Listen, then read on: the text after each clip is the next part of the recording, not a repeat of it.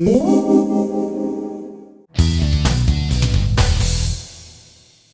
hello everybody.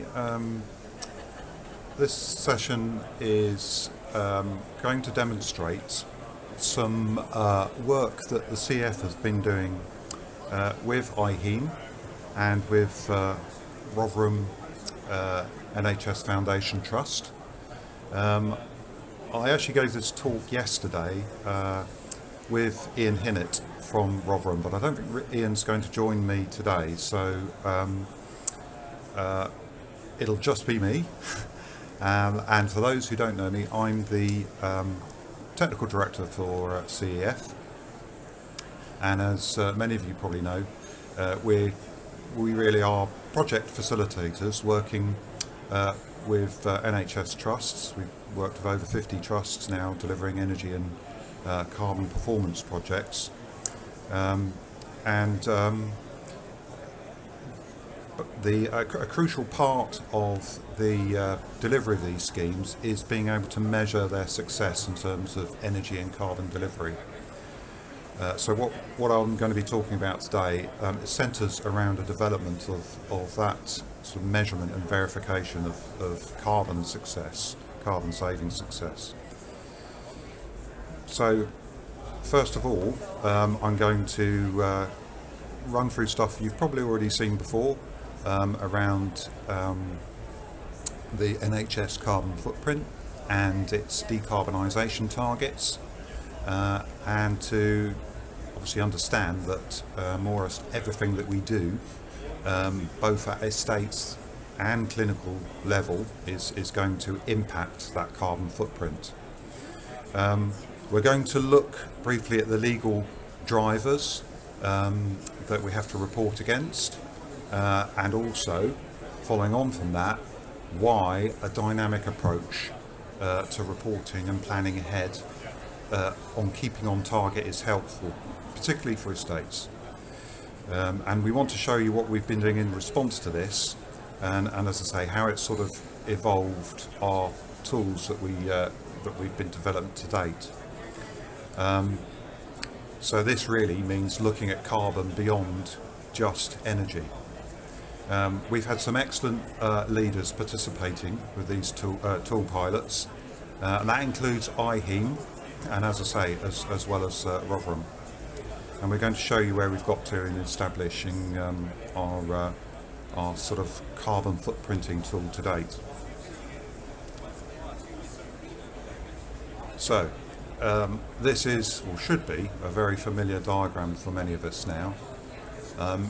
It sets out the various emission sources pertinent to the NHS, and they follow the International Greenhouse Gas Protocol, which categorises emissions under 3 different scopes. On the left-hand side, we've got the basic or minimum NHS reporting footprint, and that includes Scope 1 emissions, and that's from NHS vehicles, building gas use and oil use, and then Scope 2, which covers electricity, and then Scope 3, which covers a number of things, including inhalers, water usage, waste management, and business travel. As you move towards the right-hand side of the slide, you can see the way that footprint for Scope 3 is expanded, and that's called the NHS Carbon Footprint Plus, and that's a lot more challenging as it's potentially vast. This is another, what I'm hoping is a familiar graph to many of us, or should be if we've been tracking the way that things are going with monitoring carbon in the NHS. And it's showing the carbon trajectory, reduction trajectory that needs to happen in order to hit various stages on the pathway to net zero. It's looking for an 80% reduction of 1990 emissions by 2032 at the latest, and obviously to be net zero by 2040. and that's based on the emissions that the NHS controls directly. The thing to note here is that what we were just talking about earlier, the NHS Carbon Footprint Plus, which includes the wider Scope 3 emissions, that's targeted for 5 years later to achieve net zero by 2045. And the only other thing, of course, is worth noting that a significant proportion of carbon footprint decarbonisation is going to have to come from decarbonising the electricity grid, which is that top purple band, and from upgrading buildings to become more energy efficient, as well as changes being made to the medicine and treatment model. And if you look at this graph, you can see these things are all stacked up together, and you could probably imagine that if you do well on one of those little slices, that will obviously bring your overall carbon trajectory downwards. But on the other hand, if one of those slices has to increase for perhaps maybe a clinical reason or something like that, that puts pressure on some of the other slices. So there is a sort of interaction at play between clinical and estates here. So again, just be clear, why do we bother reporting? Well, we now have a legal responsibility to do so. In July this year, the NHS in England became the first health system to embedded net zero into legislation, and that was through the Healthcare Act of 2022. The Delivering a Net Zero National Health Service report, which came out, I think, in October of 2020, there's been a further iteration of that, and that is now cited in the legislation as statutory guidance. There are some obligations that follow from this sort of new act, and that requires commissioners of NHS services specifically to address the net zero targets, and trusts will need to meet this new duty through the delivery of their localised green plans, and those should all have been published now. And every trust in the country now must have a board level director who's going to lead on this. The other thing to note is that from April next year, trusts should be adopting the government's taking account of carbon reduction plans procurement policy, and that requires all suppliers to the NHS, all new suppliers, in terms of their contracts for goods and services, if they are over £5 million, then those suppliers have to also publish a carbon reduction plan for their direct emissions. And probably a good reason for doing that is obviously it's a trickle-down effect. So if the NHS is trying to get to net zero, it needs all its partners to support them in that. So it's an understandable follow-through. So obviously we've just touched on some of the all-seeing eyes and pressure upon us to deliver carbon reductions. So this actually sort of forces a dynamic carbon footprint because it's going to need to be kept up to date.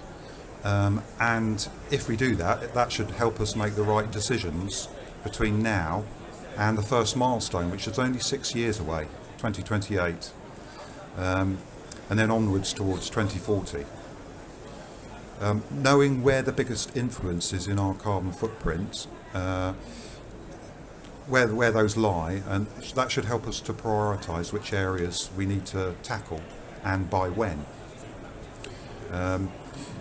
We're going to need carbon management tools to help us, and the NHSI and Greener NHS, so they're developing a lot of support for trusts going forward with this. But carbon reporting can't just be a sort of one-off thing, or we do our green plan and we put it on the shelf and then forget about it. It needs to be kept up to date, and in theory it should then help us plan ahead, and it should allow us to model the impact of any major strategic decisions that we might make as trusts going forward.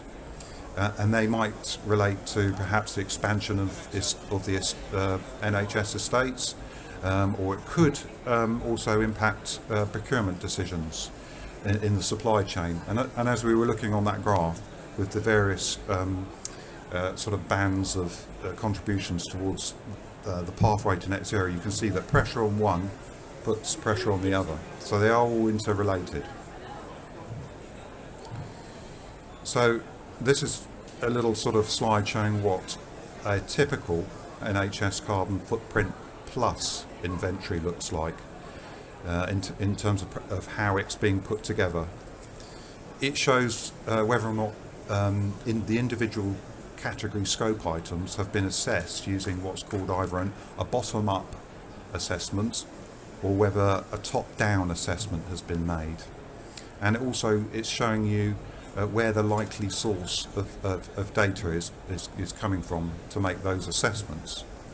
So for example, if you look at the scope 1 and scope 2 emissions, which are the first parts of these tables on the left hand side, you can see that they've all been assessed using a bottom-up approach, which means that there are, definitive numbers. We know the kilowatt hours that we're using, say for electricity, and we know the carbon factors for electricity, so we can very accurately work out what the emissions are. But some of the scopes that you can see under scope 3, they've been based on top-down assessments, and they're a lot more of an estimate, and typically they're sort of based around expenditure and sort of a global carbon relationship between expenditure for that particular item, such as medicines. The eventual aim of the greener NHS is to try and make as much of that wider scope 3 to be bottom-up calculated. But that needs a lot more information and data to be developed and to start trickling down through to people so that they can start making those assessments. So, as I mentioned, in the CEF we've delivered a lot of projects in the last sort of 10 or so years, and all of these schemes have been performance driven. Their success depends whether or not basically we're making savings, and we need to be able to understand on the extent of those savings that we're hopefully delivering. And it's important that those assessments are independently measured and verified, and that we continually track them for the life of the schemes. We've called this contract performance and assurance, and that's really what we're operating on all of our schemes and have been doing sort of since the CEF contracts started. So normally to date we've achieved a lot of this measurements, because they're energy projects, by gathering the energy performance data from site meters and from sensors, and ideally on a half-hour basis. And then that's transmitted to our data collection servers, and it's processed so we can measure the performance achieved against targets. We've developed a web-based interface that trusts and contractors can view, and we've called that a Test Pro. I'm going to show you a Test Pro towards the end of the talk, and just show you live how it works in practice. Now, also on some of our sites, we've started to install display screens, and they can relay to trust. They can relay trust news, for example, on stuff that they may be doing in terms of decarbonising their site, and that can be sent depending on where these screens are set up. Some of them are set up in public restaurants around the hospital, and they can give it the information to patients and staff. And also our Test Pro scheme is now able to show savings in real time, or at least as soon as the data is received, which is typically once a day, the savings can be updated and they can be shown what's happening by hour in terms of pounds saved, and you can see perhaps this graph here, there's some spikes being shown there of a lot higher savings, and those relate to time of day tariffs that come into play between 4 o'clock and 7 o'clock in the evening. And then we also can show actual hourly, half-hourly carbon savings. I think that's shown on the top left there. And the carbon is using data that's being streamed through to us from the national grid. So we know what the actual national grid carbon factors are for each half hour. And particularly as a lot of the schemes are still running CHP, that becomes quite important, because then you can see that actually at certain times of the day, certain times of the year, CHP is actually saving carbon, whereas other times of the day and other times of the year it's not, because the national grid is greener. And then obviously from that, the logical thing is that we can show the financial savings in a half-hour rate. So in terms of having all that information, all that data, it's not in a way too much more to expand that to take on board the wider emission scopes. So the Attest Pro carbon footprint works a bit like this. Firstly, we capture as much of that live information as possible, which is basically what we've already got for our projects. But because we're generally looking at schemes that we might have created through our contracts, that doesn't necessarily mean that we're capturing all of the electricity that perhaps the trust is using. So in addition to existing data feeds from energy, we might need some additional bills and things that we would also add to the collection of a trust's electricity intakes or gas intakes. So those can be entered manually. And then a lot of the other stuff that we've been talking about in terms of the wider scope 3s, which relates perhaps to vehicles, or it might relate to medical gas usage, that at the minute is all coming through records. So trusts generally have to take records to a certain extent of this sort of stuff anyway. And also we know that NHS Central is going to be looking for this sort of information to cover as much of those scopes going forward. So this data if it isn't already, it's going to be a matter of routine in terms of having to collect it. And there may be some other ways that some of that can be a bit more automated to make it a little bit less resource heavy, because it is, when you get a big trust and you look at all the various components that sit in the footprint, it can be quite labour intensive to gather all those together. But that basically, once we get all that stuff, the Attest Pro system will then compute the respective carbon calculations, and that will be based upon whether or not you've said it's a bottom-up approach, in which case it'll pull out the carbon factors. There are lots of those published by Bayes, and so the system will know that, and it'll allocate the right carbon factors for the right inputs that you put in. And then if it's a top-down approach, there, as I say, there could be a number of different sources from which you might apply your top-down allocation of carbon coming from NHS guidance. And then it will show an output, and we'll show you some of the outputs now. So one of the pilots who's been working with us on this scheme is IHEM themselves. So IHEM wanted to set an example in the realm of carbon reporting, and so here you can see the carbon footprint for IHEM. Well, as far as we've got it anyway. You might be able to make out the carbon emissions scopes quite limited compared to a hospital trust. Essentially, it's just looking at a very small office, some use of vehicles and public transport. And here you can see the tool is showing the base year emissions compared against any of the subsequent years that you might have put into the tool. The base year for IHEM that we're using at the minute is 2018, and this slide is showing you the emissions for 2020 that sit alongside it. And if you might be able to see, it will make it out that the pie charts appear to show there's been a an increase in the 2020 emissions for electricity compared to the base year. Well, in fact, actually, what it's actually showing is the fact that what happened in 2020 was that travel fell to an absolute minimum compared to the 2018 base year, and that was simply because of the restrictions that took in place because of COVID.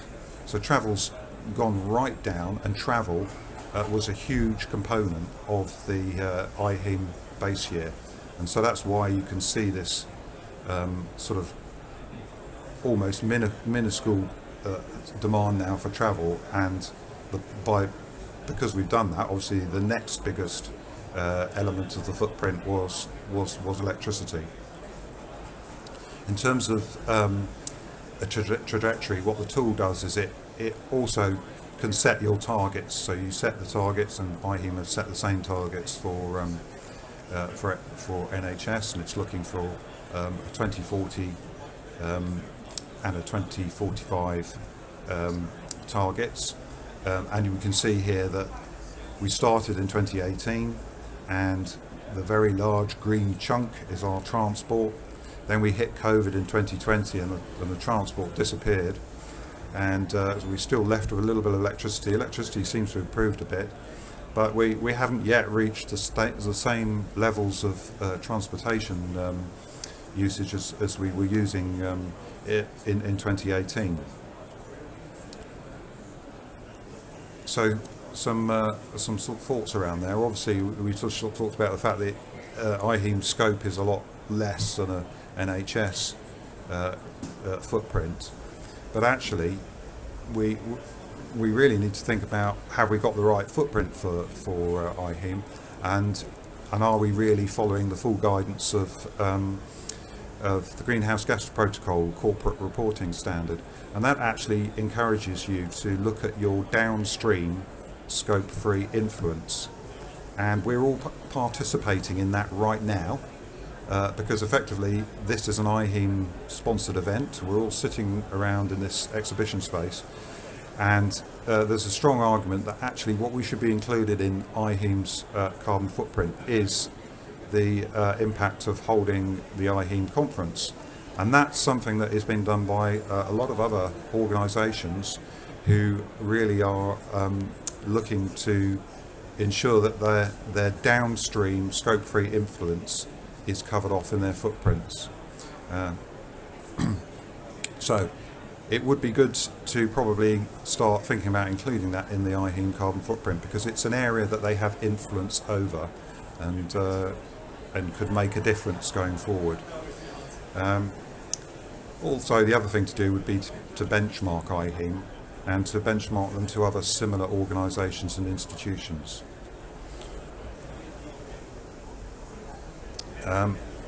Right, now the next piece of work is the work that we've been doing with Rotherham.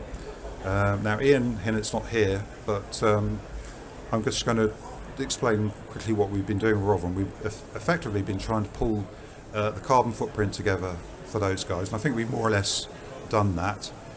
We've been through all the various scopes and the top-down and bottom-up approach taken across the scope 3s, and you can see here that well, you might just about make it out, but it's showing you the base year, which is 2020-21, which is the current base year that we're all now going to be working to as trusts to monitor our pathway to 2040.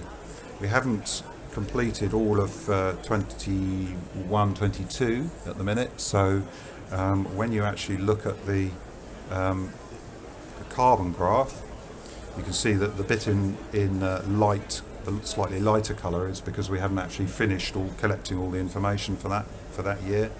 But you can also see what's happening here. We've got the dotted line that's just showing the pathways that we want to make towards our 2040 goals, and you can see that, well, we've immediately gone ahead or above perhaps the trajectory line that we wanted to be, and part of that's to do with there was an increase in medical gas usage, and also what we're also picking up, the orange, which is construction activity. So that's the sort of thing that's going to change year on year. The medical gas, I think, is probably down to perhaps some of the aftermath or sort of things associated with COVID, where a lot of additional oxygen and things were used. But the construction activity certainly is something that's likely to be a bit more variable as we go forward into the future.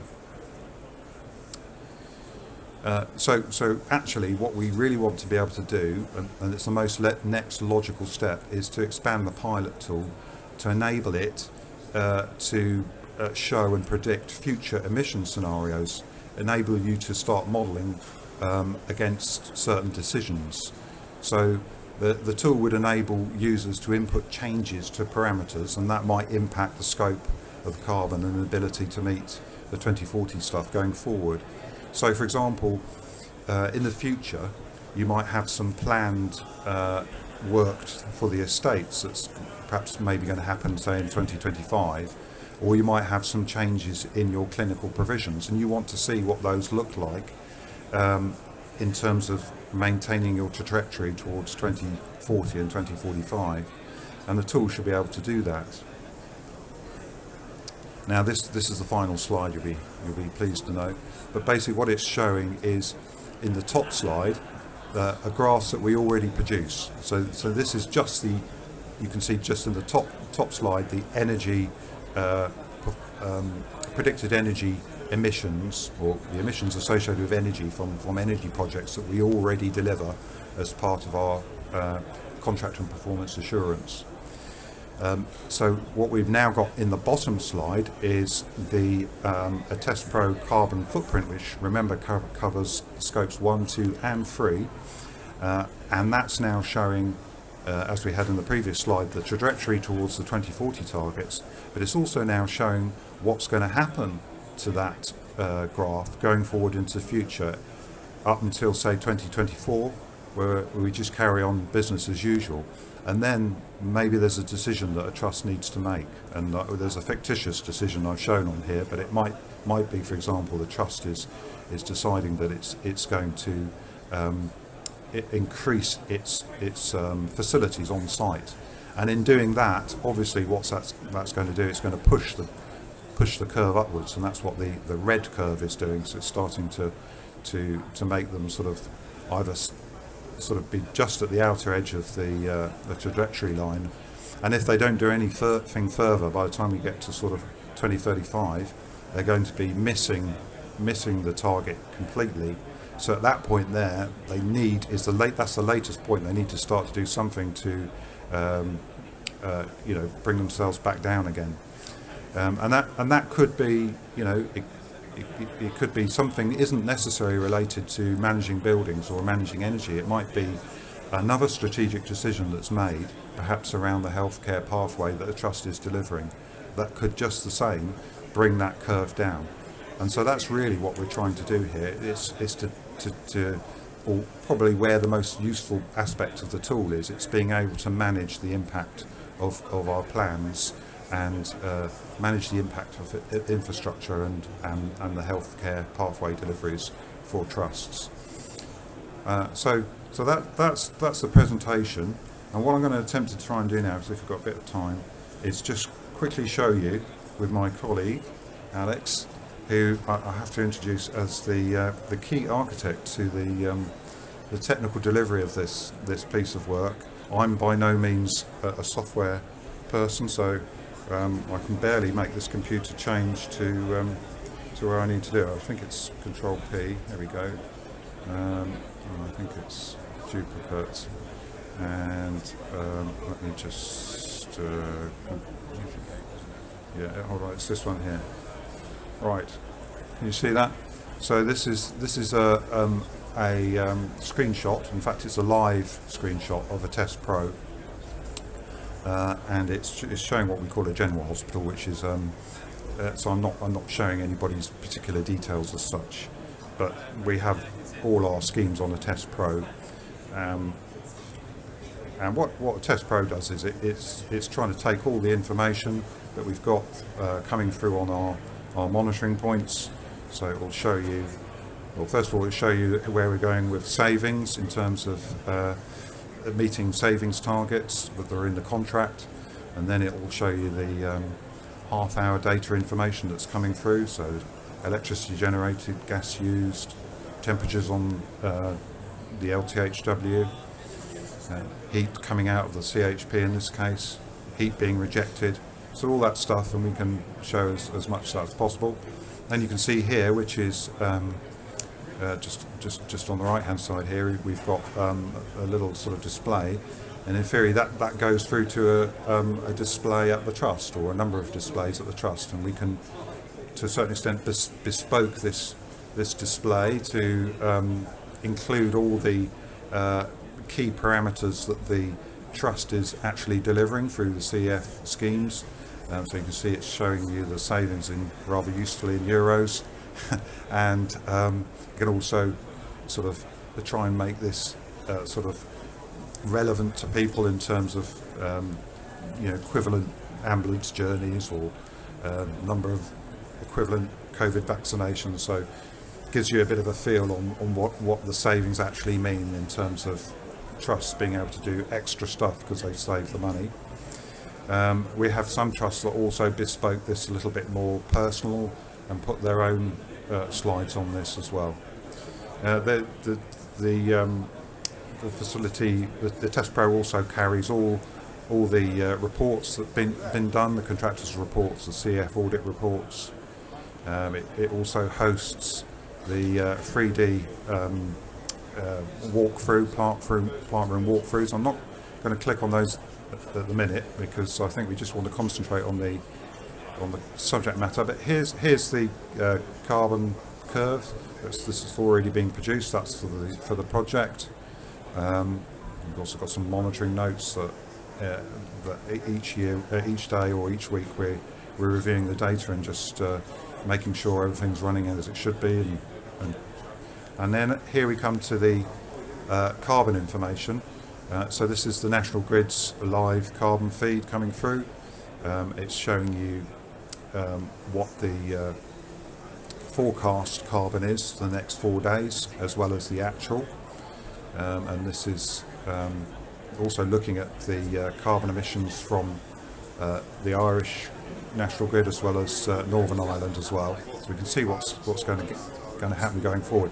And this is the bit that's probably important where you're running CHP systems, because you can see that at certain times of the year they'll save more carbon, or certain days they'll save more carbon than other days.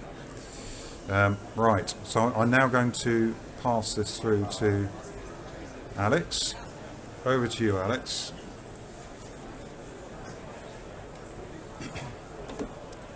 Cool, right. So this is the carbon footprint. We've got a few projects up on there now. I guess I'll start with IHEAM. It's probably the simplest. So what you're greeted with when you load up a project is the summary page, and whoops, just gone to wrong. This is what Stephen was showing earlier. So you get a summary table that compares the precise emissions from the base year to whichever year you selected. We'll actually select 2021 so that we have a full year's data to look at. And as you mentioned before, the sort of big drop in emissions is almost entirely down to the Scope 3 categories, and in particular their use of public transport. So in 2018 there was a couple of international flights taken and quite a few more domestic flights than there were in 2021, which is where these 25 tons of carbon are coming from.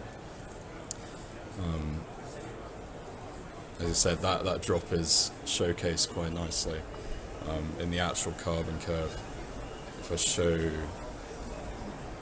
categories here, you can see that electricity did fall as well, but by far the biggest contributor was this drop in the green, which is the public transport emissions.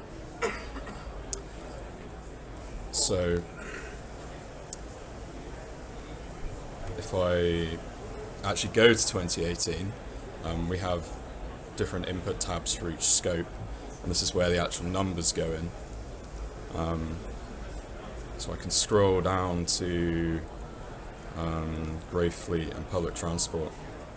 You can see that we've tallied up the mileages for all of their different modes of transport.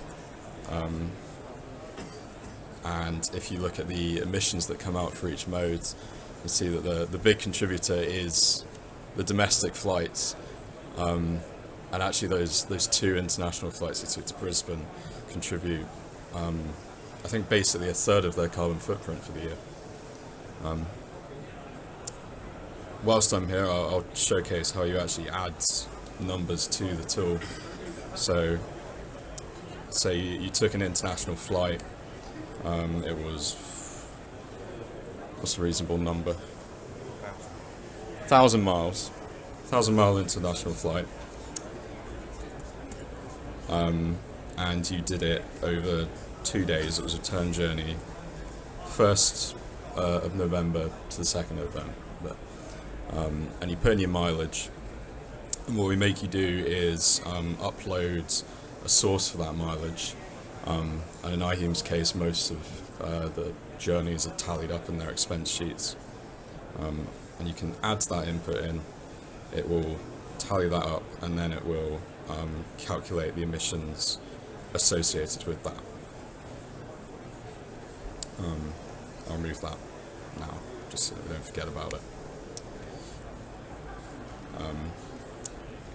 So actually, in that case, a 1,000-mile international flight doesn't even add a ton of CO2. But if I put in say a 10,000 international flight,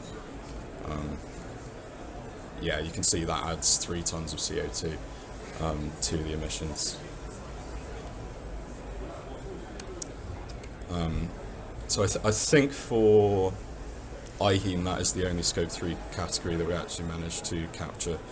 We might have gone some water in there, I think. Yeah, so you can see we've got some water consumption for some of the months in that financial year. And we also captured their electricity meter readings. So you can hopefully see here how we've tallied that up.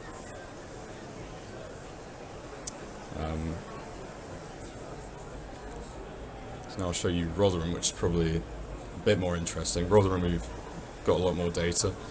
I'll again go to their base year. So you can see we've got their natural gas usage. If we scroll down, we've got a bunch of their anaesthetic usage. They put in how many litres of anaesthetic they've used, and we calculated the emissions automatically from that.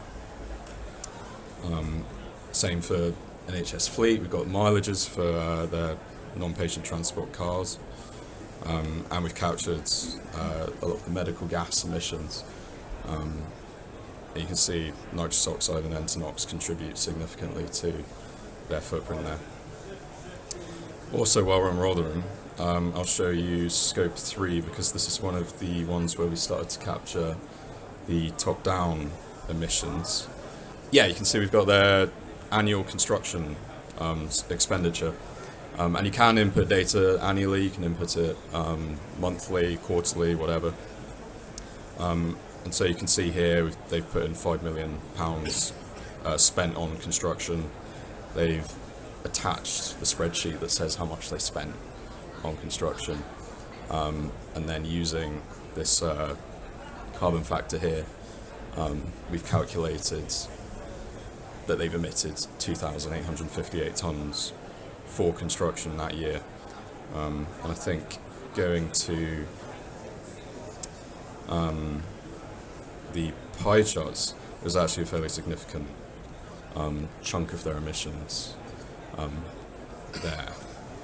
We can also, as well as pie charts, show bar charts to get the sort of absolute emissions for that year. And then lastly, I'll show you the demo project, which is sort of the theoretical maximum for what this can produce at the moment. This is if all the data was available for all the categories, you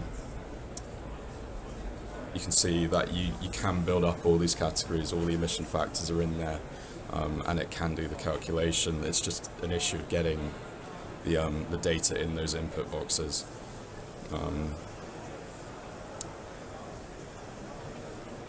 And can produce a much fuller, more impressive carbon curve if you have that data. Cool. Thanks, Alex. So yeah, that's it. Anybody got any questions?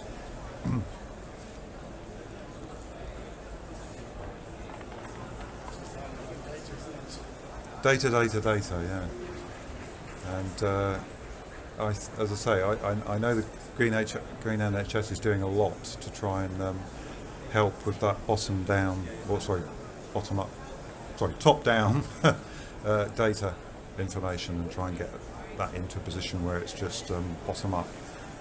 Because really, there's two real advantages for having a tool like this. That I think probably the primary one is the bit that we're not actually able to showcase quite yet, and that's going to be the case of putting in scenario modelings to see, based on your base year position or based upon your current position last year, what is that going to look like in 5 years' time? What's that going to look like in 10 years' time?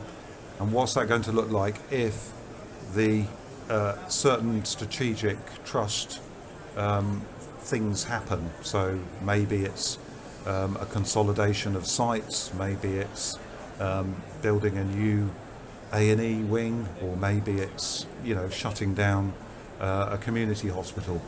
What does that do to your position in 2040? Does that give you flex elsewhere? Does that enable you to perhaps delay doing something else? Or do you need to bring forward an energy project, because actually without doing that you're going to be way off track going down the road? So I guess what we're really saying is that we can all do reports and things that sort of show what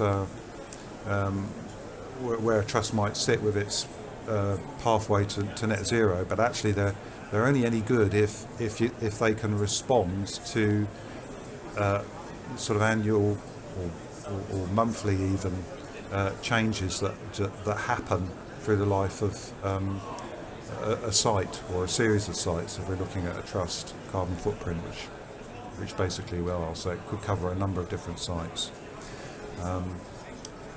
So anyway, that's where we got to.